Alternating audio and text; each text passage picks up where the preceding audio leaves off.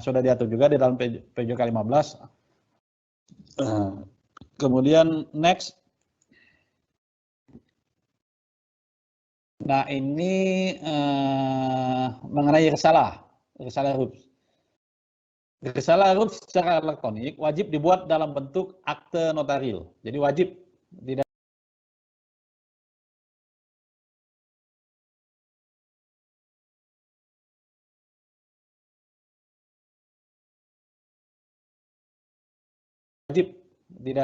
tidak boleh tidak dibuat dalam akte notaril.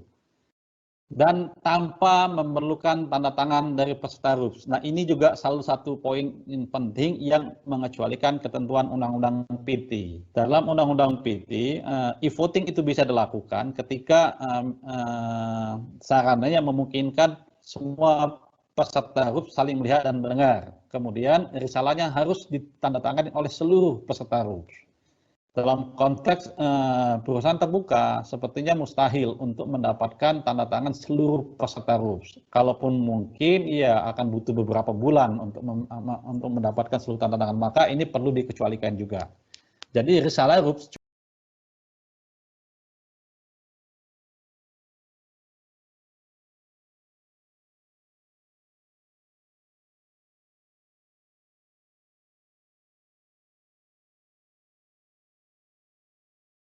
cukup dibuat dalam bentuk akta notaril dan tidak memerlukan tanda tangan dari peserta RUPS. Kemudian penyedia RUPS dan perusahaan terbuka, dalam konteks perusahaan terbuka melakukan dengan sistemnya sendiri, wajib menyerahkan kepada notaris salinan cetakan risalah tersebut. Salinan cetakan termasuk dalam sini rekaman kejadian yang terjadi di dalam RUPS. Penyerahan salinan cetakan tidak membebaskan tanggung jawab penyedia RUPS dan perusahaan terbuka untuk menyimpan semua data pelaksanaan RUPS secara elektronik. Oke, next.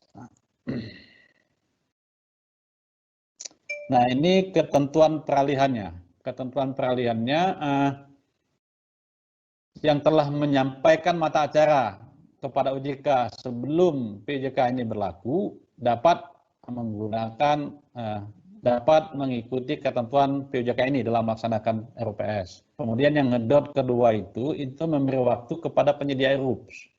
Nah, dalam konteks ini mungkin memberi waktu kepada PT KSI sebagai LPP yang sudah ditunjuk oleh OJK sebagai penyedia RUPS. Jadi saya informasikan bahwa saat ini sudah ada satu penyedia RUPS yang ditunjuk oleh OJK, yaitu PT KSI, untuk menyelenggarakan RUPS secara e-proxy dan secara e-voting. Kemudian untuk e-voting sendiri, si penyedia RUPS ini dikasih waktu 6 bulan untuk menyelesaikan, untuk membuat peraturan. Maka di ketentuan peraturan inilah diaturnya. Kemudian sebelum adanya peraturan itu, maka penyediaan RUPS oleh penyedia RUPS dengan TBK-nya itu dilakukan berdasarkan kesepakatan para pihak. Oke, next. Selesai Kak ya? Ya, demikian Bu Nalin yang dapat saya sampaikan. Silakan nanti kalau mau dibuka sesi tanya jawab. Wassalamualaikum warahmatullahi wabarakatuh. Waalaikumsalam warahmatullahi wabarakatuh. Terima kasih Pak Darmawan atas pemaparannya. Baiklah Bapak Ibu sekalian, sesi berikutnya adalah kita akan membahas beberapa pertanyaan yang sudah disampaikan melalui chat. Sebelumnya mungkin saya sarikan ada beberapa yang pertanyaannya mirip, jadi ada beberapa yang memang tidak kita tampilkan karena pertanyaan mirip. Dari sekian banyak pertanyaan yang masuk, ada lebih dari 200, ada beberapa yang juga kami lihat sama. Yang pertama adalah pertanyaan mengenai apakah dengan berlakunya POJK ini, di mana anggaran dasarnya belum dirubah, apakah mengikuti anggaran dasar atau mengikuti POJK. Tadi sebenarnya sudah dijelaskan oleh Pak Abu Rohman bahwa meskipun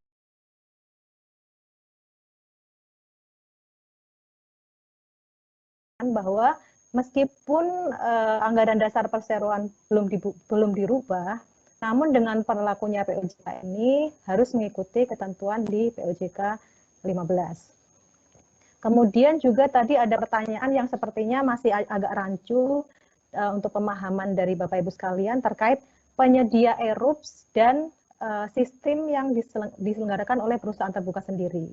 Di mana tadi sebenarnya Pak Darmawan juga sudah menjelaskan bahwa di dalam pengaturan POJK ini ada dua klaster, di mana yang pertama adalah penyedia ERUPS. Penyedia ERUPS di sini adalah sebagai penyedia penyelenggaraan RUPS secara elektronik, sehingga agak berbeda dengan sistem yang diselenggarakan oleh perusahaan terbuka. Untuk penyedia ERUPS tadi sebenarnya sudah dijelaskan juga bahwa yang saat ini sudah mendapatkan izin adalah KSE dan pihak lain yang disetujui OJK. Tadi juga ada beberapa pertanyaan, apakah sudah ada pihak lain yang disetujui OJK, sampai saat ini belum ada. Kemudian apa bedanya dengan sistem yang diselenggarakan oleh perusahaan terbuka sendiri? Sistem yang diselenggarakan oleh perusahaan terbuka sendiri adalah memang perusahaan terbuka itu menyelenggarakan untuk dirinya sendiri, bukan memberikan jasa sebagai penyedia ERUPS. Jadi mungkin demikian Bapak Ibu untuk terkait dua pertanyaan yang banyak sekali tadi mengajukan pertanyaan yang sama. Nah, untuk sesi tanya jawab ini mungkin tadi ada beberapa pertanyaan yang sudah kami publish dan peserta sudah memberikan tanda like di pertanyaan-pertanyaan tersebut.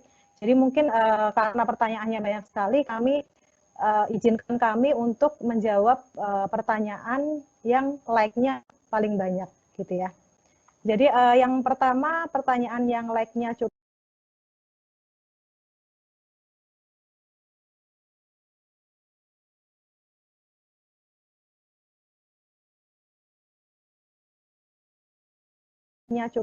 adalah pertanyaan dari PT Ratu Prabu, di mana berdasarkan surat OJK nomor 92, OJK telah memberikan relaksasi pelaksanaan PS diperpanjang 2 bulan.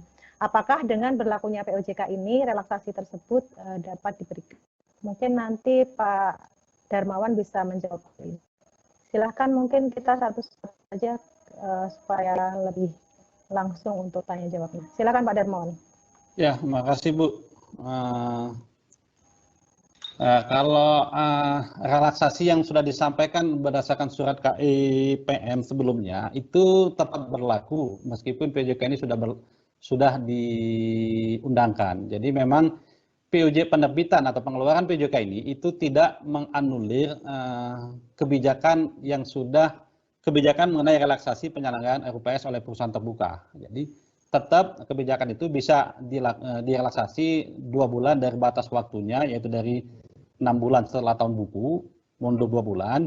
Dan sekarang dengan terbitnya POJK ini hanya lebih mempermudah bahwa harusnya sekarang bisa dilakukan secara elektronik. Nah, mungkin itu Bu yang bisa saya sampaikan. Terima kasih. Terima kasih Pak Darmawan. Yang kedua yang cukup banyak juga ditanyakan adalah atau di like, tadi sebenarnya sudah dijelaskan juga bahwa mohon konfirmasi saja bahwa apakah kewajiban penayangan iklan di koran itu tidak diwajibkan lagi. Mungkin Pak Abu bisa menjelaskan kembali. Baik, terima kasih Bu. Jadi dengan berlakunya POJK 15 setelah langsung berlaku setelah tanggal diundangkan, artinya ketentuan mengenai media pengumuman itu mengikuti yang ada di POJK 15, gitu ya. Jadi walaupun anggaran dasar tadi yang telah disebutkan, walaupun anggaran dasar misalnya masih mensyaratkan ada penggunaan media cetak untuk pengumuman, pemanggilan dan ringkasan acara rapat, ya tentunya nanti kalau dengan berlakunya POJK 15, ya kita di sini mengikuti apa yang telah diatur di POJK 15. Gitu ya. Artinya kalau emiten menggunakan sistem yang disediakan oleh KSE dalam hal ini misalnya, maka tentunya ada 3 media yang dapat digunakan. Ada 3 media yang harus memuat iklannya, yaitu situs penyedia ERUPS, situs bursa, tempat di mana efek tercatat, dan situs emiten, gitu ya. Dan ketentuan-ketentuan lain terkait dengan media pengumuman. Begitu Bu, kurang lebih. Ya, terima kasih Pak Abu. Kemudian pertanyaan lainnya, merujuk pasal 8 ayat 1 huruf B, apakah dimungkinkan apabila dalam pelaksanaan ERUP selama PSBB ini tidak ada yang hadir sama sekali secara fisik, termasuk pimpinan RUPS, sehingga RUPS benar-benar dilaksanakan full online? Mungkin Pak Darmawan bisa menjawab hal ini. Terima kasih Bu Melin. Ini juga kondisi tertentu ini kalau di dalam POJK-nya itu ditentukan berdasarkan penetapan pemerintah atau disetujui oleh OJK. Nah, sebenarnya untuk kondisi saat ini KEPM, pemerintah sudah menetapkan kondisi kedaruratan kesehatan, dan kondisi kedaruratan kesehatan ini telah disampaikan juga oleh Kepala Eksekutif Pengawas Modal bahwa menjadi kondisi yang mengakibatkan RUPS elektronik atau RUPS e-voting itu boleh meniadakan fisik sama sekali. Jadi memang dalam kondisi tertentu RUPS fisik sesuai POJK 16 itu bisa ditiadakan. Jadi itu mungkin Bu. Nah, dalam kondisi lain, mungkin misalnya kalau yang disetujui OJK case per case, misalnya suatu emiten mengalami suatu kendala pelaksanaan RUPS, misalnya di daerahnya gempa atau apa, sehingga dia butuh untuk RUPS elektronik tanpa menghadirkan fisik, silakan mengajukan kepada OJK untuk disetujui. Jadi untuk minta persetujuan terhadap RUPS e-voting secara yang meniadakan RUPS fisik. Tetapi itu case per case. Kalau kondisi COVID itu berlaku untuk semua. Jadi selama masih kondisi ini, RUPS e-voting itu dapat meniadakan RUPS fisik. Mungkin gitu Bu. Terima kasih. Pertanyaan selanjutnya, terdapat pengaturan di POJK 16 pasal 8 ayat 4 tertulis bahwa dapat ditetapkan oleh perusahaan terbuka terkait jumlah pembatasan pemegang saham yang diperkenankan untuk menghadiri RUPS. Sehubungan dengan masa pandemi ini ada kegiatan mengumpulkan orang melanggar ketentuan PS. Mungkin mohon bisa menegaskan hal tersebut. Ini saya Bu. Iya, pembatasan pemegang saham untuk hadir di RUPS sebagaimana diatur dalam pasal 8 ayat 4. Ya, di POJK tersebut kita tidak mengatur mengenai batasan jumlah kuota yang boleh disediakan oleh pemegang saham oleh perusahaan terbuka. Tetapi seharusnya karena memang di POJK itu sudah mengatur RUPS e-voting itu wajib menyelenggarakan RUPS fisik. RUPS fisik itu siapa yang harus hadir? Itu minimal adalah pimpinan RUPS, 1 anggota direksi, 1 anggota dewan komisaris, sama profesi. Jadi itu dulu yang harus dipenuhi, bahwa harus ada RUPS fisik. Kemudian kuota pemegang saham yang berhadir itu silakan perusahaan terbuka kalau memang akan membatasi kehadiran fisik, silakan menentukan sendiri.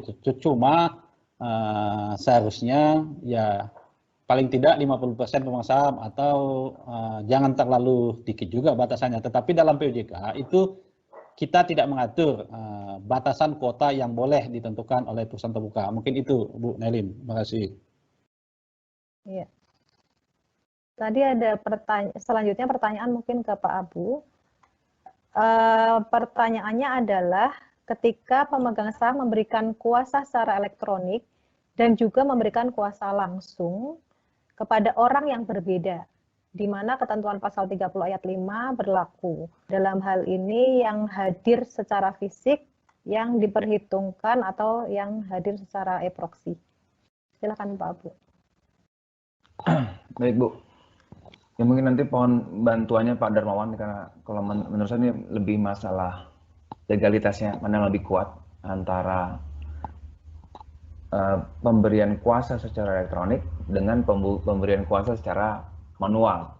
Walaupun mungkin ini harusnya ditanyakan ke pemegang saham nih, kenapa dia tetap memberikan kuasa ke dua pihak yang tentunya akan membingungkan semua pihak, gitu ya. Di sini sih kami mengharapkan emiten bisa ngasih kebijakan atau pengertian kepada pemegang saham, artinya ngasih penjelasan kepada mereka. Kalau memberikan kuasa itu ya cukup satu saja. Silakan pilih mau secara elektronik atau secara manual. Mungkin Pak Darman bisa bantu Pak, Kalau mungkin terpaksanya muncul kasus seperti ini, bagaimana Pak? Mana yang lebih kuat secara legal?